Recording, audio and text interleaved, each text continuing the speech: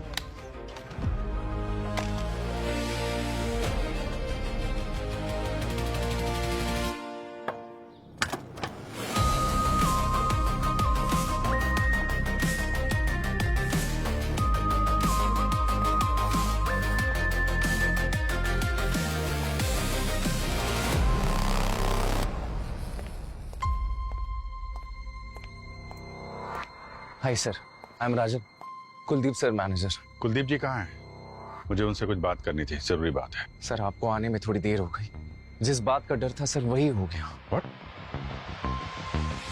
कहाँ है? सर आइए।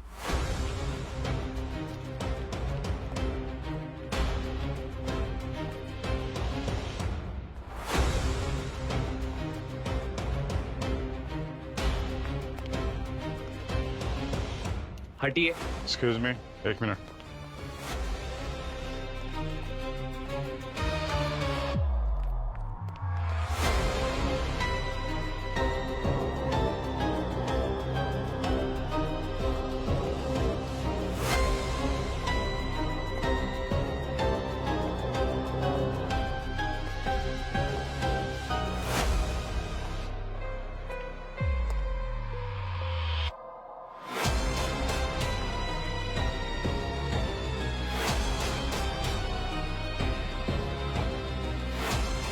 कब हुआ ये? सर अभी कुछ घंटे पहले।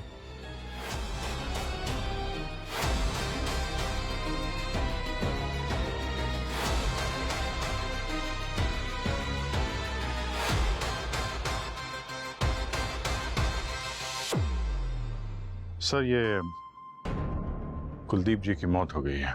ओके ओके सर, या आखिरी बार कब देखा था तुमने कुलदीप जी को? सर आखिरी बार तो कुलदीप जी को प्रभाकर ने ही देखा था, ये सर का बॉडीगार्ड है। कुलदीप जी के मेडिटेशन रूम में आने से ठीक पहले क्या हुआ था? सर आज शाम को 4 बजे से थोड़ा पहले सर लिविंग रूम से निकले और कॉरिडोर से होते हुए अपने मेडिटेशन रूम में आए। उन्होंने दरवाज़ा बंद कर दिया, मैं रोज की तरह बाहर ही खड़ा रहा। पर सर वैसे सर का मेडिटेशन सेशन 20 मिनट का होता है, पर इस बार 40 से 45 मिनट हो गए और कुलदीप सर बाहर नहीं आए।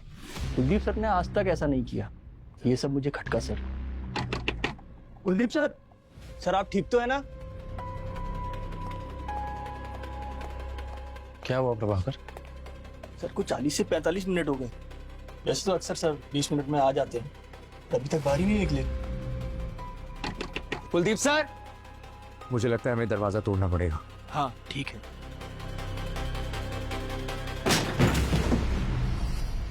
Kuldeep sir, Kuldeep sir, Kuldeep sir, Kuldeep sir,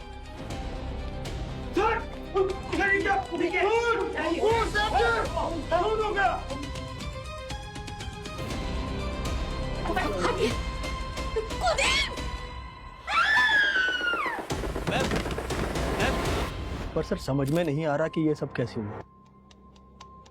राजन, तुम कहाँ थे जब ये सब हुआ? सर मैं तो अपने स्टडी रूम में था। सर के नेक्स्ट डे का स्केड्यूल बना रहा था और जब सर काफी देर तक बाहर नहीं आए तो मेडिटेशन रूम के बाहर आया। ठीक है, आप लोग जरा बाहर जाइए।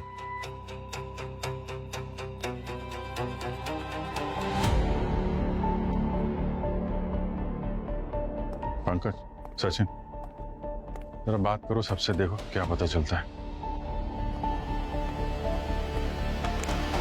ये एंट्री के हिसाब से तो बहुत सारे लोग आए हैं यहाँ पर। हाँ साहब, वो कल्पना बेबी की एंगेजमेंट का माहौल है ना, तो घर की मरम्मत और डेकोरेशन का काम चल रहा है, इसलिए बहुत सारे लोग आए और गए। किसी की एंट्री मिस तो नहीं हुई? नहीं सर, मुझे बहुत सालों का तजुर्बा है, मेरी आंखों से बच के कोई नहीं जा सकता।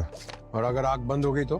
क्या मतलब सर? मतलब ये है कि तुम यहाँ पर ड्यूटी कर रहे हो, नींद आ गई, सो गए और कोई अंदर घुस गया, ऐसा कुछ हुआ है? नहीं सर, मैं ड्यूटी के टाइम पे कभी नहीं सोता हूँ। ये बंगले में आने का और कोई रास्ता है? ये एक ही रास्ता है सर। कमरे के अंदर आने जाने के लिए सिर्फ यही एक दरवाजा है और उसके बाहर बॉडीगार्ड प्रभाकर खड़ा हुआ था। और सर ये दरवाजा अंदर से बंद था। यहाँ अंदर भी कोई सीक्रेट रास्ता वगैरह तो दिख नहीं रहा है। सिर्फ यहाँ पे एक खिड़की है, उस पे भी ग्रिल लगी हुई है। अच्छा ये बताओ कि उस 40 से 45 मिनट के दौरान कमरे में कोई आया था या फिर कमरे से कोई बाहर गया, या फिर तुम कमरे की निगरानी छोड़कर कहीं गए थे? नहीं सर, मैं दरवाजा छोड़कर एक पल के लिए भी नहीं हिला। ना कोई अंदर आया और ना ही कोई बाहर गया। सर फिर ये खून हुआ कैसे और किया किसने होगा? क्योंकि इस कमरे में ऐसी कोई सीक्रेट जगह भी नहीं है जहां कोई छुप सके। यहाँ पे कुछ पेंट की स्मेल आ रही है। सर ये यहाँ पर तो रेनोवेशन का काम चल रहा है, वहीं से आ रही हो? नहीं, अंदर इस तरफ नहीं, यहाँ खिड़की से आ रही है। लगता है ये अभी हाल ही में पेंट हुआ है। सर हाँ? सही है, देखिए सर कुलदीप जी के चेहरे पे, कलाई पे और उंगलियों पे अरोमा ऑयल के पैचेस हैं। तो अरोमा ऑयल तो यहाँ है ना, कितना सारा। और फिर अरोमा ऑयल की बोतल भी यहाँ रखी है। ये अरोमा ऑयल डिफ्यूजर में डालते समय उनके हाथ में लग गया होगा। पर सर कोई चेहरे पे अरोमा ऑयल क्यों लगाएगा? ये ऑयल कुलदीप जी ने अपने चेहरे पे नहीं लगाया है, खूनी ने लगाया है। कैसे सर? ये देखो, खिड़की की हालत देखी।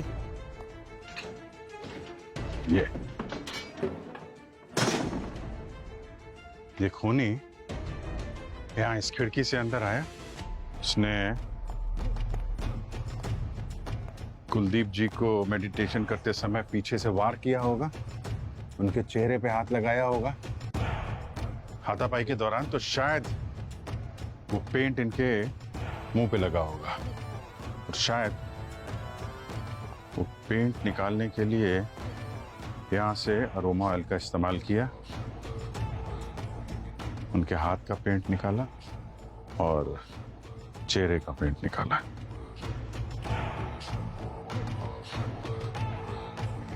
और शायद कुलदीप जी की बॉडी में से सोना भी लेके चला गया। सोना? ये देखो, फोटो में देखो, ये चेहरे, गले में चेन है, यहाँ पे ब्रेसलेट है और यहाँ पे ब्रेसलेट, चेन सब गायब है। सर, मान लेते हैं कि खूनी इस खिड़की से आए, पर ये कमरा तो हायर फ्लोर पे है और ये दीवार भी प्लेन है, कोई सपोर्ट भी नहीं है जिसे पकड़कर वो चढ़ के आए। फिर ये कैसे ऊपर आया? नीचे से नहीं आया तो ऊपर छत से आया हो। छत से रस्सी वगैरह के सहारे से अंदर आया, कुलदीप जी का फोन किया और वापस छत से भाग गया। अच्छा राजन, ये बताइए कि ये घर में डेकोरेशन और पेंटिंग का काम चल रहा है, इसमें घर का कोई आदमी सुपरवाइज कर रहा है इसको? यस सर, कुलदीप सर की वाइफ मिताली मैडम।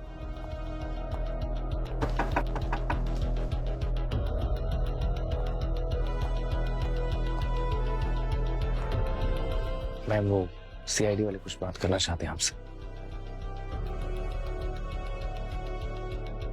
अभी कैसी तबीयत है कल्पना की? अभी भी बेहोश है सर। इतना बड़ा सदमा बर्दाश्त नहीं कर पाएगी मेरी बच्ची। कुलदीप जी को धमकी भरे फोन आते थे, आपको इसके बारे में कोई आइडिया है? हाँ सर, मैं जानती हूँ कुलदीप को ये धमकी भरे कॉल कौन कर रहा था। कौन? हेमंत, कुलदीप का बिजनेस पार्टनर। हालांकि कुछ दिन पहले उनकी पार्टनरशिप खत्म हो गई थी। क्यों? कुछ बिजनेस डिस्प्यूट था। उसने कई बार कुलदीप को धमकी दी। मैंने कुलदीप को कहा भी कि इस बारे में पुलिस में कंप्लेन करते हैं, तो उन्होंने कभी भी मेरी बात को सीरियसली लिया ही नहीं। और अब देखिए ये सब हो गया।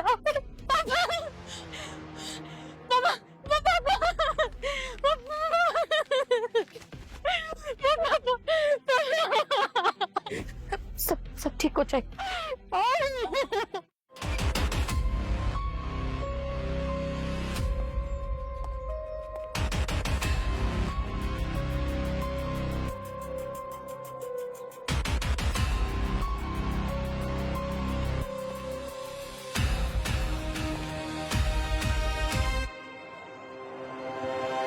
सर, टेरेस पे तो कहीं भी कोई रस्सी का निशान नहीं है, ना ही कोई टूटी रस्सी, ना किसी तरह का कोई हुक लगा हुआ है।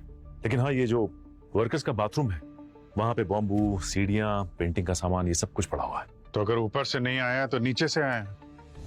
नीचे ये सीढ़ी और बैम्बू वगैरह तो है ना। अब पता ये लगाना है कि आया कौन है, किसने फोन किया है। सर, ये मिस्टर नकुल है, इस बंगले के रेनोवेशन का कॉन्ट्रैक्ट इन्हें दिया है। नकुल, तुम इंचार्ज हो ना यहाँ के, तो तुम्हें पता कैसे नहीं कि मेडिटेशन रूम के ग्रिल जो है वो ठीक से लगा नहीं था? तो सर, वो मेडिटेशन रूम के विंडो में ग्रिल था ही नहीं, उसकी वजह से कबूतर अंदर आ जाते थे और मेडिटेशन रूम को गंदा कर देते थे। कुलदीप सर बहुत परेशान थे, तो मिताली मैडम ने बोला कि उसमें ग्रिल लगा दो। अरे हाँ, लेकिन ग्रिल तो लगा ही नहीं ना ठीक से। नहीं सर, वो ग्रिल में सिर्फ वेल्डिंग बाकी थी, बाकी उसको फिक्स कर दिया था ताकि कबूतर अंदर ना आ सके। ठीक है, ये ग्रिल का काम कौन कर रहा था? ये पेंटिंग वेंटिंग किसने किया? सर जग्गू ने। बुलाओ जग्गू को। चलो सर, वो जग्गू आज काम पर नहीं आया सर। मैंने सुबह उसको कॉल किया था पर उसका फोन स्विच ऑफ बता रहा है। क्या नंबर है उसका? जी, ये नंबर तो ऑफ है। कहीं ऐसा तो नहीं कि आज आया हो और तुमने देखा ना हो? वॉचमैन को बुलाओ जरा। सर,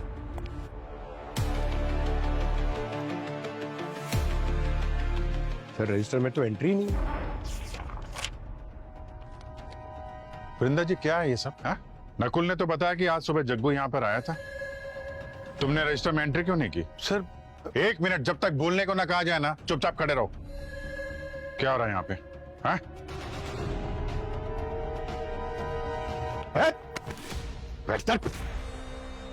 तुमने जग्गू को अंदर आने दिया और उसके साथ मिलकर कुलदीप जी को मार दिया?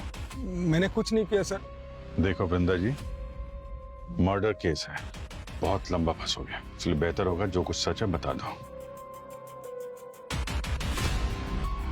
सर, बस मैं 20 मिनट के लिए गेट पे सो गया था।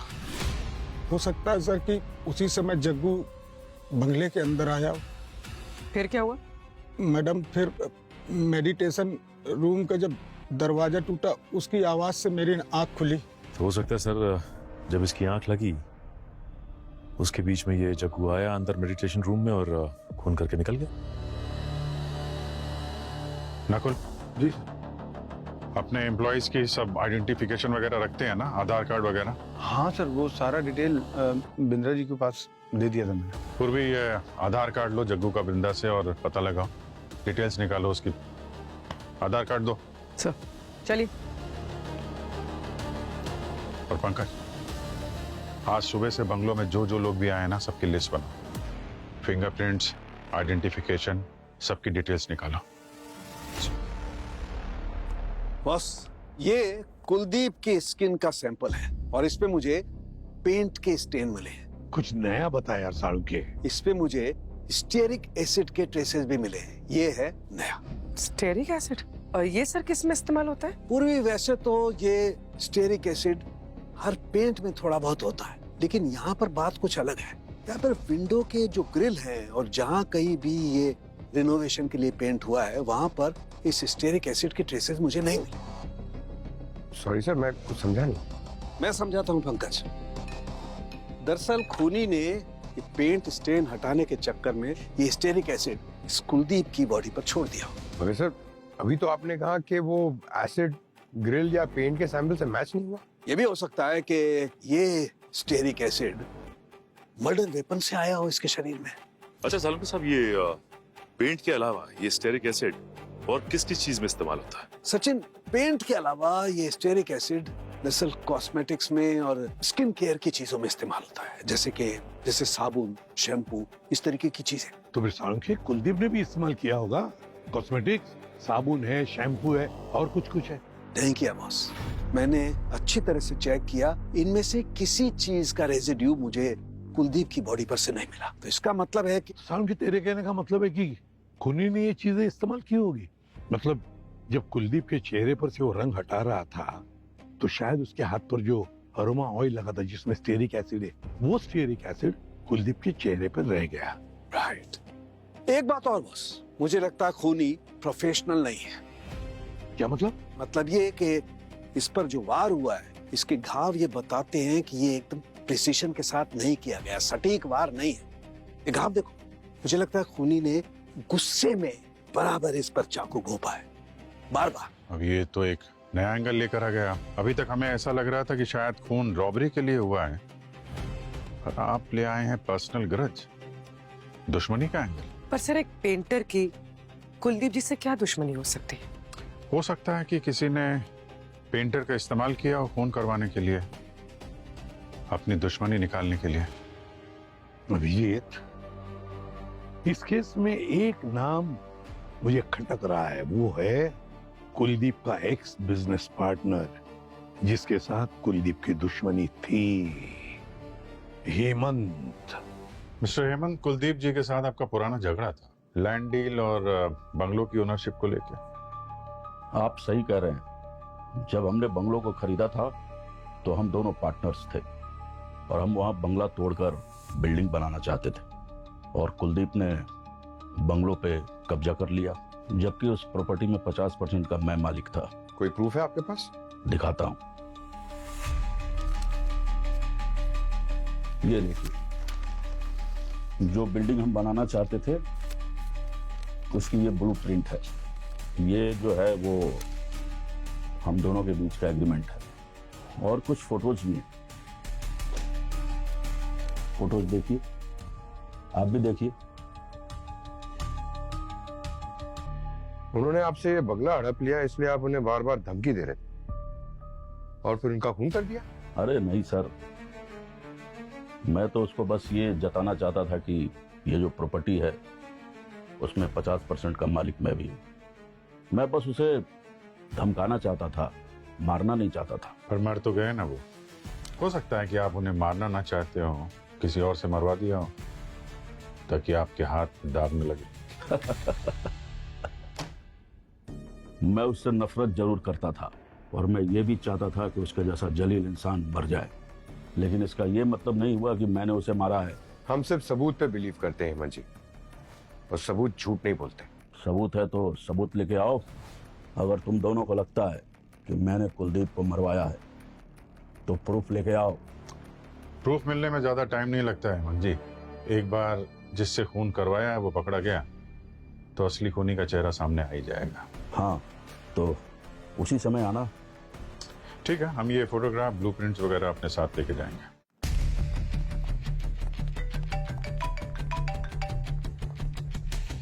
हाँ पूर्वी, ग्रेट। कहाँ पे है? हाँ ठीक है, मिलते हैं। जग्गू का पता चल गया है, मैं जरा उससे मिलता हूँ। तुम हेमंत की कुंडली निकालो और कुलदीप के फोन रिकॉर्ड भी चेक करो, देखो कौन कौन उसके पीछे पड़ा हुआ था। हाँ हेलो, अरे मैं बोल रहा हूँ पतिदेव तुम्हारा। हाँ अरे वो क्या है ना, नया फ़ोन लिया है और ये नया नंबर है मेरा, सेव कर लेना ठीक है। और हाँ, किसी को देना मत ये नंबर, ठीक है। और सुनो, आज मैं पहली बार जहाज में बैठूंगा। क्या जग्गू जी, थोड़ा टाइम है आपके पास? थोड़ी बात करनी थी आपसे। कौन है आप लोग? मैं अनजान लोगों से बात नहीं करता। अरे हम लोग अनजान नहीं है, तुम्हारी ससुराल से हैं।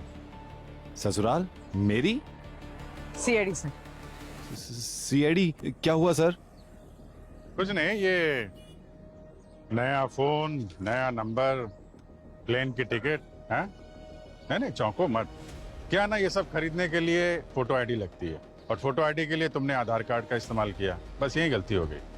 तुम्हारे आधार कार्ड पे नजर थी हमारी। चलो चलते हैं ससुराल। हाँ ससुराल नहीं। अरे खड़े क्या हो गया है यार, सब काम सीनियर करेगा क्या? भागो भागो। भागा बेचना।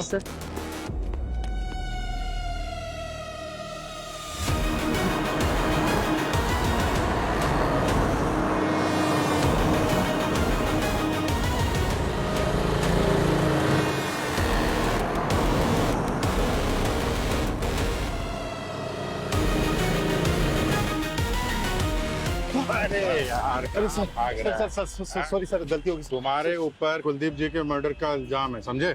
मैं क्यों मारूंगा उन्हें सर? मेरी क्या दुश्मनी है उनसे? अरे दुश्मनी नहीं है, दोस्ती है, लेकिन पैसों से। सर आप लोग सर फंसा रहे हो मुझे खून के इल्जाम में। फंसा नहीं रहे, तेरी उंगलियों के निशान मेडिटेशन रूम की खिड़की से मिले, समझा? वो तो सर इसलिए क्योंकि मैंने वो खिड़की पेंट की थी ना सर।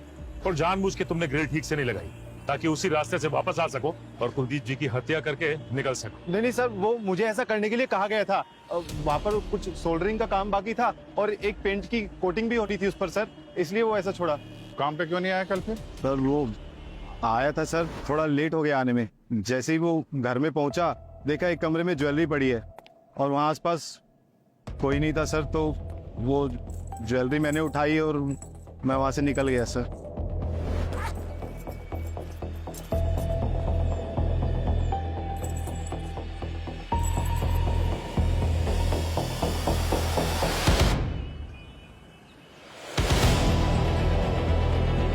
सर ये तो वही ज्वेलरी है जो कुलदीप जी के यहाँ से चोरी हुई। क्या है ये सब? वही तो बोल रहा हूँ सर, चोरी की है, किसी का खून नहीं किया। मैं वहाँ कुलदीप जी के मरने के बाद पहुंचा था सर, माँ कसम। सर मैंने सीसीटीवी फुटेज चेक की है बंगलों के बाहर एक एटीएम से। ये जग्गू सही बोल रहा है सर, ये तो मर्डर के बाद बंगलों की तरफ जा रहा था। तो फिर इसका मतलब ये किया अभिजीत कि जग्गू खूनी हो ही नहीं सकता है। तो फिर अगर जग्गू खूनी नहीं है तो फिर खूनी है कौन? और सर ग्रिल पे भी हमें कोई फिंगरप्रिंट्स नहीं मिले। और प्रभाकर का भी यही कहना था कि उसने मेडिटेशन रूम में किसी को भी जाते हुए नहीं देखा। पर अगर कोई ग्रिल या विंडो के रास्ते नहीं घुसा है तो बंद कमरे के अंदर घुस के तो कुलदीप जी को मार के कौन निकल सकता है? वही तो सर। हाँ सर, मैंने कुलदीप जी के कॉल रिकॉर्ड्स चेक किए। उन्हें लास्ट कॉल 4:10 पे आया था सर, हेमंत के कॉल के बाद, जब वो मेडिटेशन रूम में थे। किसका कॉल आया था? मिताली का सर। ये मिताली क्यों फोन कर रही थी कुलदीप को, और वो भी मेडिटेशन के टाइम पर? सर हो सकता है मिताली ने कॉल किया हो मेडिटेशन रूम में आने के लिए और कुलदीप जी मना नहीं कर पाए, इसी बहाने वो कमरे के अंदर घुसी, उनका खून किया और निकल गई। मगर प्रभाकर ने कहा था कि वो तो रूम के बाहर ही खड़ा था ना, उसने किसी को अंदर जाते हुए या बाहर आते हुए नहीं देखा। पंकज, ऐसे खून किसी की मदद के बगैर नहीं होते, कोई तो साथी होता ही है। हो सकता है प्रभाकर और मिताली मिले हो। और तो और सर, ये कुलदीप की मौत के बाद ये बिजनेस और प्रॉपर्टी तो मिताली के नाम पे ही होने वाली है। अच्छा, तो ये बात है। तो फिर अभिजीत, बुलाओ इन दोनों को ब्यूरो में, पता तो चले ये प्रभाकर और मिताली कौन सी खिचड़ी पका रहे हैं। मम्मी, कहाँ जा रहे हो? बेटा मैं ऑफिस जा रही हूँ। ऑफिस क्यों? एक जरूरी काम आ गया है कल्पना। अगर पापा होते तो मैं नहीं जाती, पापा ही जाते। लेकिन अब पापा नहीं है तो किसी को तो काम संभालना होगा ना, इसलिए मुझे ऑफिस जाना पड़ेगा। जल्दी आना माँ प्लीज। हाँ, लो राजन भी आ गया। तुम घर पर राजन के साथ बैठकर बातें करो, मैं जल्दी आऊंगी।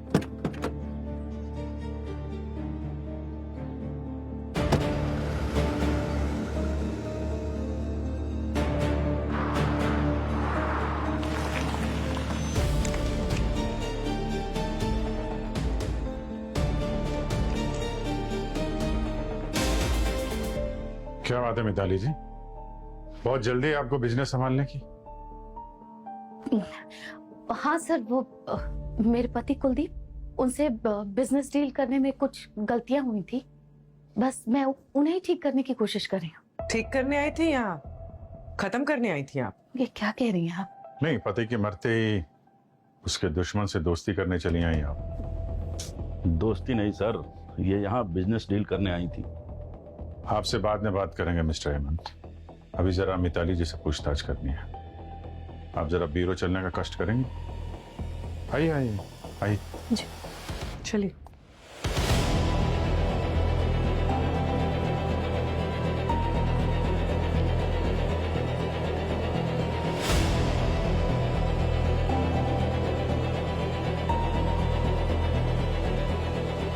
मिताली जी, एक बात बताइए, जब कुलदीप मेडिटेशन रूम में था तब आपने उसे फोन किया क्यों, और ये बात हमसे छुपाई क्यों? क्योंकि उस कॉल का इस केस से कोई लेना देना नहीं था। लेना देना है या नहीं वो हम डिसाइड करेंगे मिताली जी। हम तो कहते हैं कि आपने प्रभाकर के साथ मिलकर कुलदीप को मारा। ऐसा क्यों किया प्रभाकर तुमने? अपने ही बॉस का फोन कर दिया?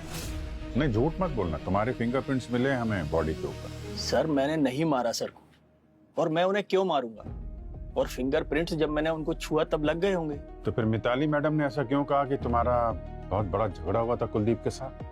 तुमने जान से मारने की धमकी दी थी उन्हें? नहीं सर, ऐसा तो कोई झगड़ा नहीं हुआ था, वो झूठ बोल रही है। वो ऐसा क्यों बोले? सर वो फंसाना चाहती है मुझे, और मुझे तो पूरा डाउट है कि मिताली मैडम ने ही मर्डर किया है। ऐसे क्यों? क्योंकि सर के मरने के बाद मिताली मैडम ने सारा का सारा बिजनेस टेक ओवर कर लिया।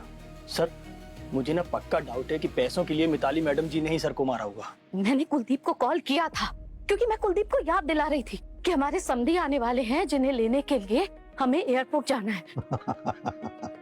वाह रे वाह, और एक नई कहानी। तो जब कुलदीप का खून हुआ उस वक्त आप कहाँ थी? मैं, मेरी बेटी कल्पना, हम दोनों वीडियो कॉल पर थे इवेंट मैनेजमेंट कंपनी के मैनेजर के साथ। सर 2 महीने में मेरी बेटी की शादी होने वाली है। शादी की तैयारियों के बारे में ही हम मैनेजर से बात कर रहे थे। आप लोग चाहें तो मैनेजर के साथ क्रॉस चेक कर सकते हैं। वो तो हम क्रॉस चेक कर ही लेंगे मिताली जी, लेकिन जब तक हमारा इन्वेस्टिगेशन पूरा नहीं हो जाता आप शहर छोड़कर कहीं नहीं जाएंगे, समझी आप?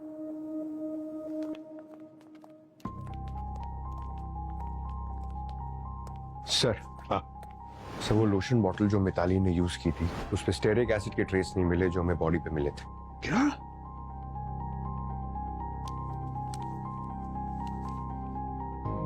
अभिजीत, ये जो है ये ब्लूप्रिंट, ये पुरानी बंगले की ब्लूप्रिंट है जो हमें हेमंत ने दी थी। अब इस ब्लूप्रिंट में देखो, बंगला और मेडिटेशन रूम अटैच थे, कनेक्टेड थे, लेकिन अब ये देखो, ये अब कनेक्शन गया और यहाँ ये वॉल बन गई। तो कहीं ऐसा तो नहीं इस दीवार के साथ किसी ने छेड़खानी की हो? सर हमने जब इन्वेस्टिगेशन की तो सारी दीवारें अच्छे से चेक की, सारी की सारी दीवारें बिल्कुल ओरिजिनल है, सीमेंटेड सर, कोई छेड़छाड़ नहीं की गई। लेकिन सर फिर बंद कमरे में खूनी को जमीन निकल गई कि आसमान खा गया?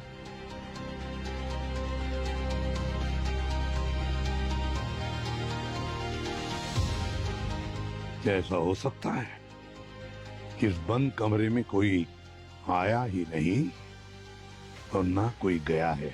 मतलब सर? मतलब पूर्वी, ये भी हो सकता है कि खूनी पहले से ही इस बंद कमरे में मौजूद था और फिर खून करने के बाद उस बंद कमरे से गया नहीं, वहीं पर रहा उस बंद कमरे में। सर थोड़ा डिटेल में बताइए ना प्लीज सर। पंकज, ये है बंगलों के उस कमरे की पुरानी फोटोग्राफ जब बंगला सेल पर था।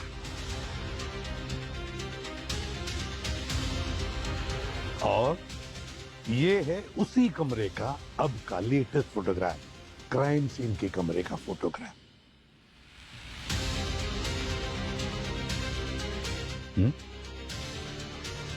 ध्यान से देखो पंकज, इन दोनों फोटोग्राफ में कोई एक चीज है जो मिसिंग है।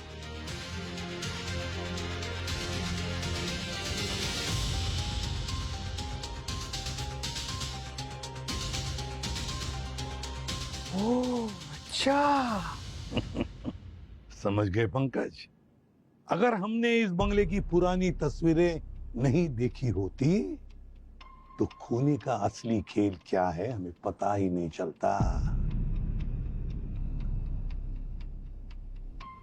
इस फोटोग्राफ में यहां पे एक स्टैचू था। अब वो स्टैचू कहां पे है मिताली जी?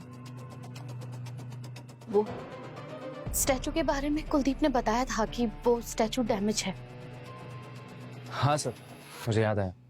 कुलदीप सर ने मुझे बोला था वो स्टैचू को रिपेयर करवाने के लिए। ये मूर्ति टूट गई है, रिपेयर के लिए भेज दो।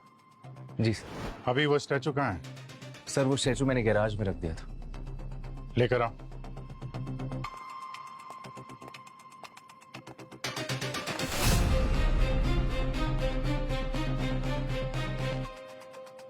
प्रभाकर। जी सर। कुलदीप जी के मरने के बाद जब तुम लोग दरवाजा तोड़ के अंदर आए तो ये स्टैचू यहाँ पे था? कुलदीप सर को देख के मैं तो शॉक हो गया था सर। मेरा ध्यान गया ही नहीं कि स्टैचू था या नहीं था। स्टैचू यहाँ पे था भी और नहीं भी। क्या मतलब सर? मतलब ये कि खूनी यहाँ पे स्टैचू बन के खड़ा हुआ था। उसने अपने आप को स्टैचू के पेंट से कलर किया और कपड़ा ओढ़ के खड़ा हो गया और फिर कुलदीप जी के आने का वेट करता रहा। और जब यहाँ पे कुलदीप जी मेडिटेशन में डूबे हुए थे तो अचानक उनके पीछे से आया, उनका खून किया और फिर वापस स्टैचू बन के खड़ा हो गया। और जब घर वाले, स्टाफ वाले और वर्कर्स यहाँ पे आए तो उसने अपने चेहरे से कपड़ा हटाया और सबके बीच में घुल मिल गया और निकल गया। फिर वो वर्कर्स के बाथरूम में गया, अपना पेंट साफ किया और फिर काम पे लग गया जैसे कुछ हुआ ही ना हो। इस कपड़े पे भी वही ब्रॉन्ज कलर के मार्क्स हैं जैसे कि स्टैचू पे। और यही कलर किलर के चाकू पे भी था। इसी कलर में होता है स्टेरिक एसिड। स्टेरिक एसिड मिलता है कॉस्मेटिक पेंट में और यही स्टेरिक एसिड कुलदीप जी की बॉडी पे भी था। मतलब खूनी की हाइट और स्टैचू की हाइट सेम होनी चाहिए।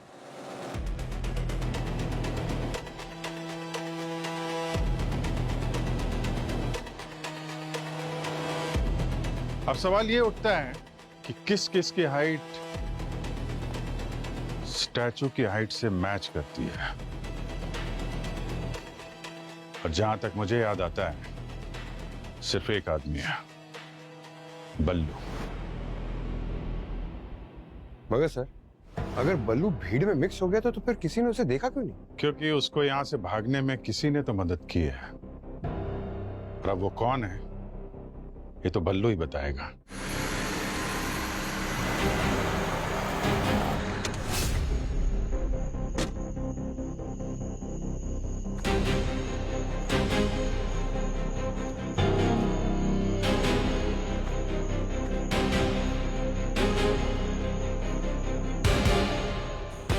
भाई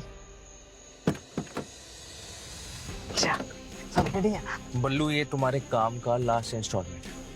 अच्छा, एक बात ध्यान रखना, सीआईडी को पता चल चुका है कि कुलदीप सर के मर्डर के पीछे तुम्हारा हाथ है, तो जितना जल्दी हो सके ना इस शहर से 9 वगैरह हो लो। ठीक है, चलो चलता हूँ।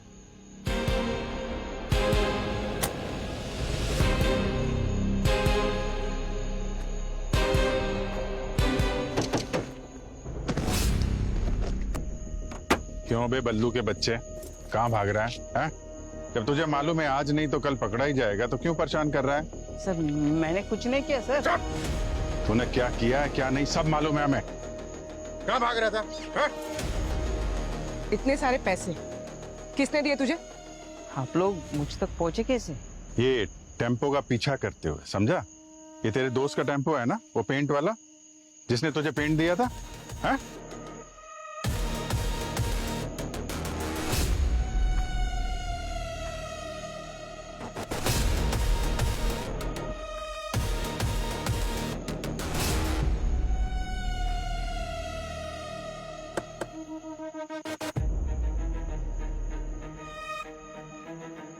किसने दिए पैसे ये? हैं? बोल। हाँ सचिन, क्या?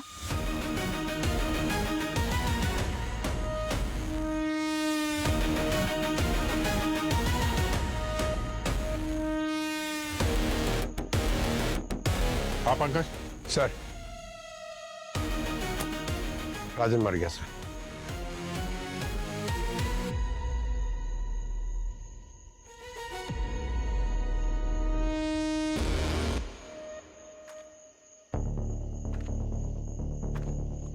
क्यों बल्लू? पहले तूने कुलजीत जी को मारा, उसके बाद राजन का खून किया। सर मैंने राजन को नहीं मारा, मैं ही मिला था लेकिन पैसे लेके निकल गया सर। मैं कुलदीप को मैंने मारा सर, वो भी राजन के कहने पे।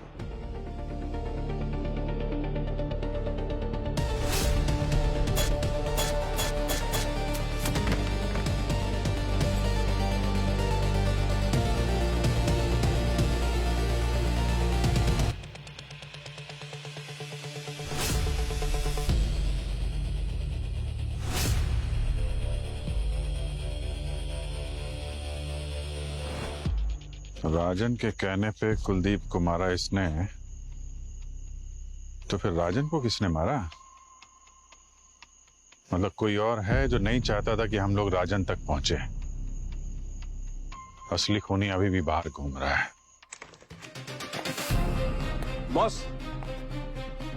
बॉस टेस्ट रिपोर्ट से पता चला है कि राजन की मौत जहर से ही हुई है। एक रेजिन बेस कंपाउंड मिला है जो कि लिप बाम में मिक्स किया गया था। क्या तो मतलब जिसने भी ये खून किया है शायद वो जानता होगा कि राजन लिप बाम इस्तेमाल करता था। सर, राजन का लैपटॉप मिला है, पासवर्ड प्रोटेक्टेड है, वो क्रैक कर रहे हैं, पर उसके लैपटॉप बैग में एक गिफ्ट बॉक्स मिला है, इसमें एक डायमंड पेंडेंट है। बिल मिला है, राजन ने ही खरीदा है। पर इंटरेस्टिंग बात यह है कि ये डायमंड पेंडेंट का जो इनिशियल है वो है एम। एम? अरे वाह एम। अभिजीत, इस केस में सिर्फ एक ही इंसान है जिसका नाम एम से शुरू होता है, Mithali. Thank you so much for your service. आज से आप लोगों की छुट्टी, हम लोग अब ये घर छोड़ के क्या हुआ मिताली जी? ये बुरिया बिस्तर बांध के कहाँ जाने की तैयारी हो रही है? सर दरअसल मैं और कल्पना हमारे पुराने घर जा रहे हैं। क्या है कि कुलदीप की मौत के बाद इस घर में रहना हमारे लिए थोड़ा अजीब हो गया है और यहाँ से जाके कल्पना के लिए भी थोड़ा चेंज हो जाएगा। वैसे पुराने घर आप दोनों में से कोई एक ही जाएगा और दूसरा जाएगा जेल। जेल? राजन के खून के जुर्म में। क्या राजन का भी खून हो गया? और जिस कार में हमें राजन की बॉडी मिली थी उस कार में हमें एक पेंडेंट मिला है और हमें शक है कि ये पेंडेंट उसी का है जिसने राजन का खून किया है और उसके साथ उसका अफेयर चल रहा था। और ये पेंडेंट में जो इनिशियल है वो है एम। तो खूनी कोई ऐसा आदमी है जिसका नाम एम से शुरू होता है। अरे सर हजारों नाम होते हैं एम से। आपको ऐसा क्यों लगता है कि एम से सिर्फ मिताली होता है? क्या बेबुनियाद इल्जाम लगा रहे हैं आप मेरे ऊपर? मेरा और राजन का अफेयर? नहीं, ऐसा हमने कहा नहीं। हम तो ऐसा शक था हमें। फिर हमें राजन का लैपटॉप मिला, हमने उसको क्रैक किया तो उस लैपटॉप ने सारे राज से पर्दा हटा दिया। उसने अपनी सारी फीलिंग्स अपने लैपटॉप में लिखी हुई थी। बहुत सारे लव लेटर्स भी थे जो उसने मेल नहीं किए। और सारे लेटर्स पर एक ही नाम लिखा था जिसका इनिशियल एम से शुरू होता था। मेरी बात सुनिए आप लोग। देखिए सर, आप लोगों को कोई गलतफहमी हुई? नहीं, कोई गलतफहमी नहीं हुई है मिताली जी। प्यार तो वो करता था किसी एम नाम के ही लड़की से। क्यों कल्पना जी? मुझे कैसे पता होगा सर? अरे नहीं, अभी पूरी बात तो सुन लीजिए आप। मैं ये कह रहा हूँ कि क्यों कल्पना जी उर्फ मिट्टी। घर में आप इसको इसी नाम से बुलाती है ना, मिट्टी एम?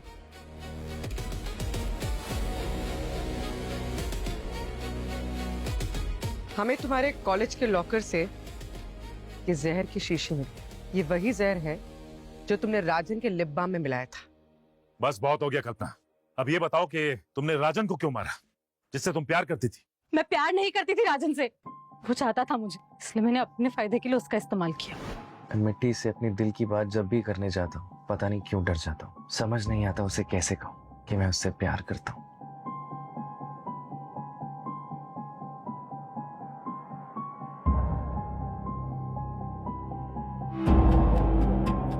मैम मैम वो क्या है ये? कुछ नहीं है मैम, मिसअंडरस्टैंडिंग है मैम। वो ऐसे ही मैं कुछ टाइप कर रहा था, मतलब। राजन, मुझे बहुत पहले से पता है कि तुम मुझसे प्यार करती हो। और एक बात बताऊं, मैं भी तुमसे बहुत प्यार करती हूँ। क्या? सच में? और तुमसे शादी करना चाहती हूँ।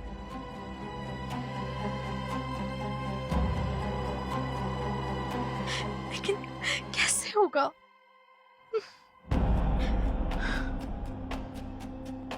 क्या हुआ? लेकिन तुम रो क्यों रही हो? पापा हमारी शादी के लिए कभी नहीं मानेंगे। वो मेरी शादी अपने पसंद के लड़के से करवाना चाहते हैं। और पता है, मेरी शादी उनके लिए सिर्फ एक बिजनेस डील है।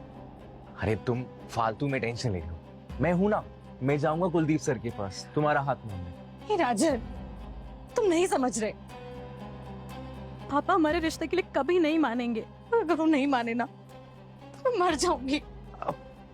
तो क्या करे? एक रास्ता है। क्या? पापा को मरना होगा। क्या? तभी हम साथ रह पाएंगे। नहीं, ये रास्ता बिल्कुल बेकार है, बेतुका है। तुम रह सकते हो ना मेरे बिना? मैं नहीं रह सकती हूँ। ऐसा कुछ नहीं है। तुम्हें समझ क्यों नहीं आता? मैं मर जाऊंगी तुम्हारे बिना और मैं किसी और से शादी नहीं करूंगी। पर ठीक है, मैं सब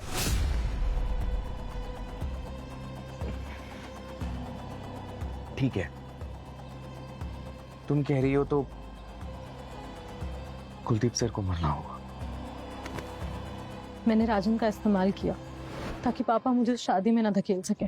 राजन ने बल्लू की मदद से पापा का खून किया, लेकिन जब मुझे पता चला कि राजन भी एक्सपोज होने वाला है तो मैंने उसको भी रास्ते से हटा दिया, वरना मैं भी पकड़ी जाती। और तुम राजन से शादी क्यों नहीं करना चाहती थी? मैं किसी से शादी नहीं करना चाहती थी। पापा का बेटा बनना चाहती थी, उनका बिजनेस, उनके एम्पायर को बढ़ाना चाहती थी। लेकिन पापा, उनकी सोच बहुत छोटी थी। लड़की है, पढ़ाई करके शादी करेगी, कि बस इस सोच को बदलना चाहती थी मैं। और मैंने बहुत कोशिश करी, लेकिन पापा के लिए तो जैसे मैं सिर्फ एक बिजनेस डील थी, है ना माँ? सर, हम लड़कियों की अपनी कोई लाइफ नहीं होती क्या? अपना वजूद, अपना से कुछ नहीं होता। सारी जिंदगी बस मर्दों की सुनते रहो। ऐसा कर, वैसा कर, ऐसा मत कर, वैसा मत कर। हर वक्त मेरी भी अपनी लाइफ है। लाइफ को अपने तरीके से जीना चाहती थी। चाहती थी कि जो मैं करना चाहती हूँ मुझे करने को मिले। हमें भी बोलने का हक है, अपने तरीके से अपनी लाइफ को जीने का हक है। कल्पना, हक है, और आज के जमाने में हक सबको है।